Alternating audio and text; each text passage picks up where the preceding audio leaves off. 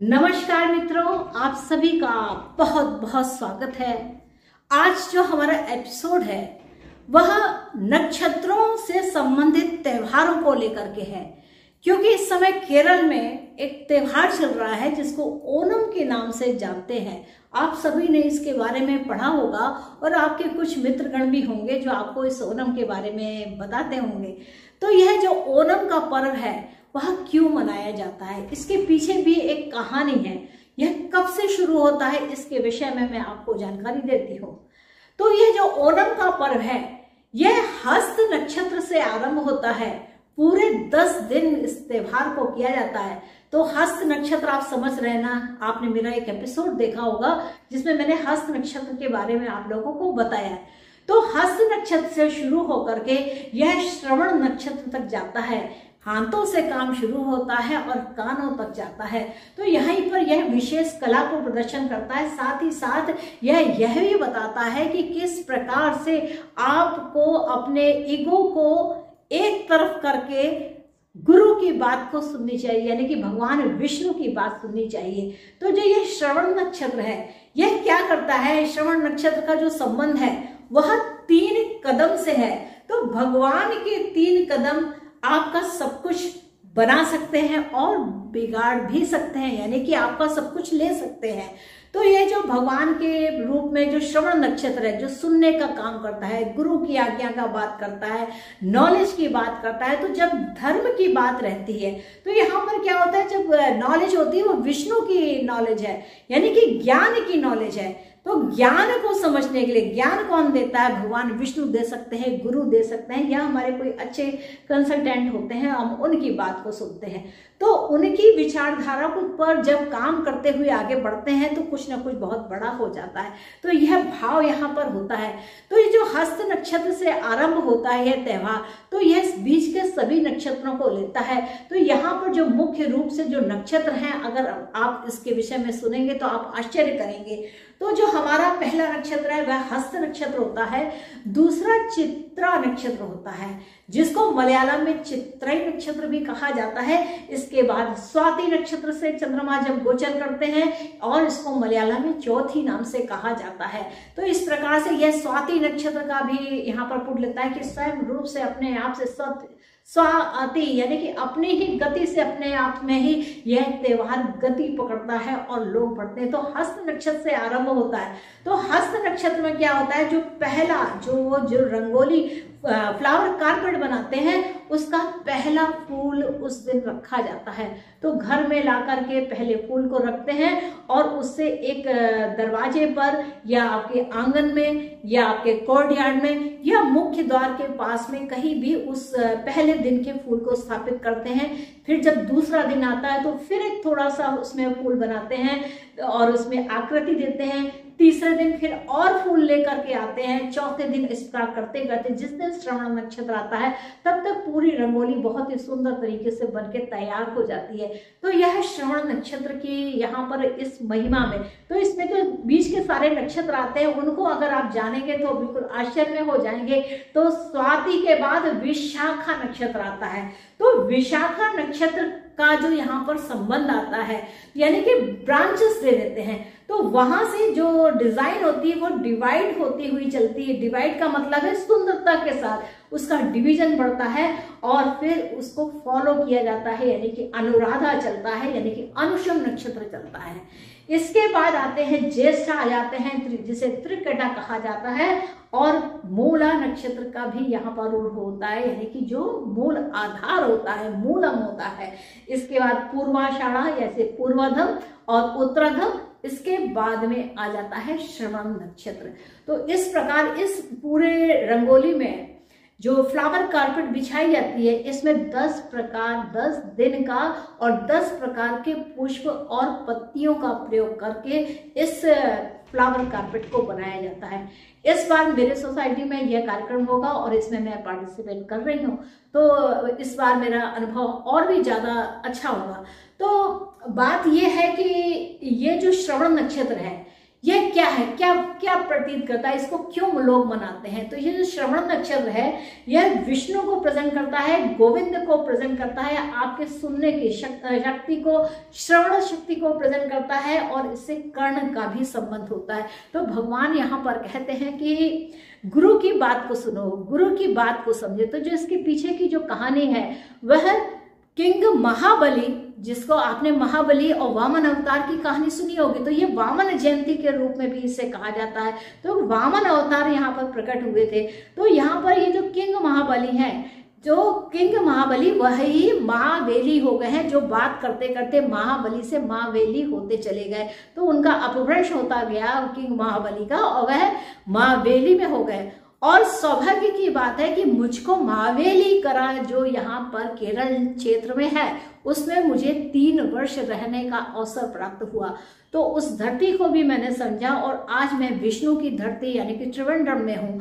तो यहाँ पर मैं जो अंतर देखती हूँ उसको समझती हूँ, तो बहुत अच्छे से रिलेट कर पाती हूँ कि महाबली में क्या शुक्र का वैभव था।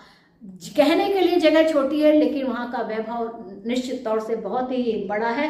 और त्रिवेंद्रम की अगर बात की जाए, यानी कि जो विष्णु की नगरी है, विष्णु का लैंड है, और कहा जाए गॉड का अपना ओन कंट्री है, भगवान का अपना देश है, तो यहाँ की महिमा निश्चित तौर से बहुत ही निराली है। तो वामन अवतार और किंग महाबली के बीच की जो कहानी है, तो जो किंग महाबली थे उनके मन के अंदर बहुत आपके पास बहुत धन था, बहुत ऐश्वर्य था, बहुत ही सारा कुछ था। तो यहाँ पर क्या हुआ कि उनको इस बात का बहुत सारा एरोगेंस हो गया, बहुत घमंड हो गया कि मेरे पास बहुत धन है, मेरे पास ये है, मेरे पास वो है, यानी कि वह उस दम्भ में जीने लगे। अब क्या हुआ कि इस तरीके से करते करते उन्होंने इंद्र के भी जो उनका राज सत्ता थी उस पर भी दृष्टि डाली। तो असुर प्रकृति के जब महाबली हो गए, यानी कि महाबली के अंदर वह असुर प्रकृति आने लगी उस धन वैभव ऐश्वर्य के कारण, तो फिर वामन अवतार यानी कि विष्णु को, ज्ञान के रूप के सागर को वामन अवतार का रूप लेकर के यहाँ प्रकट होना पड़ा। और उनकी जो ये एरोगेंस उनका चल रहा था, जो उनका ये घमंड चल रहा था, जो ईगो उनके अंदर चल रही थी कि मेरे पास बहुत कुछ है, तो उन्होंने उसके इस भ्रम को दूर करने के लिए वामन अवतार का जन्म लिया और वह प्रकट हुए उनके पास। तो महाबली के जो गुरु थे, क्योंकि वो असुर प्रकृति के शुक्रदेव उनके गुरु थे, तो क्या हुआ कि शुक्रदेव ने कहा कि नहीं देखो वामन जी आ रहे हैं और वो जो मांगे तो वो देना नहीं। तो यहाँ पर क्या हुआ, देखिए शुक्र उनके गुरु थे, कुछ भी हो वह शुक्र उनके गुरु थे। उन्होंने महाबली से कहा कि आप ऐसा मत कीजिएगा आप, लेकिन क्योंकि वह तो दम्भ में थे, बहुत एरोगेंस था, उनको बहुत ही अपना घमंड था कि मेरे पास तो बहुत कुछ है, उस दम्भ में वह जी रहे थे।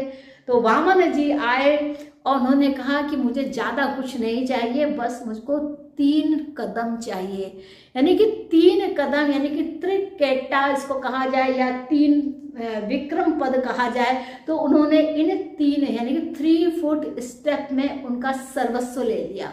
तो उन्होंने 1 कदम बढ़ाया, उन्होंने आकाश जीत लिया, 1 कदम बढ़ाया सारा नभ जीत लिया और पाताल जीत लिया। अब जो तीसरा कदम था, अब वह क्या करे।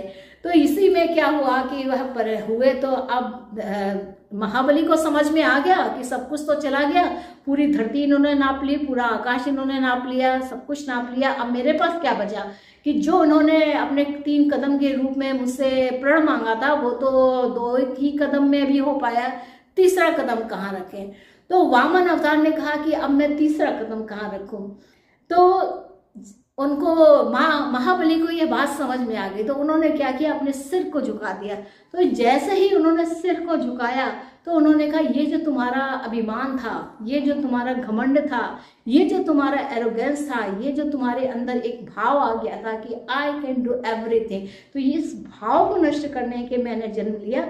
और यहाँ पर उन्होंने वह जब रखा तो उसके सारे पापों को उन्होंने माफ किया कि आज तुम धन होते हुए भी सब कुछ सीख गए हो कि धनवान होने के साथ साथ आपके अंदर एरोगेंस नहीं आना चाहिए। तो यह चीज सिखाती। दूसरी बात क्या सिखाती है कि आपके गुरु अगर आपसे कुछ कहते हैं तो उस बात को सुनना, क्योंकि ये जो श्रवण है ना, श्रवण नक्षत्र कान से संबंध रखने वाला, कुछ ना कुछ ज्ञान की बात ही देगा।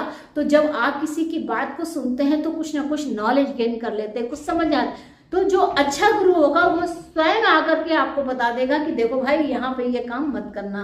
तो यहाँ पर गलती क्या हुई थी कि जो कि महाबली थे वो इतने ज्यादा अपने आवेश में थे, इतने ज्यादा अपने पैसे के और ऐश्वर्य के दम में थे कि उन्होंने गुरु की बात को बिल्कुल नकार दिया कि मांगेगा ही क्या, ये एक तुच्छ ब्राह्मण ये क्या मांगेगा, यह वामन अवतार में जो आया है ये क्या मांग सकता है। लेकिन वामन तो वामन है, वो तो विष्णु का प्रतीक है, उन्होंने बस अपनी माया दिखाई और उनका सब कुछ ले लिया।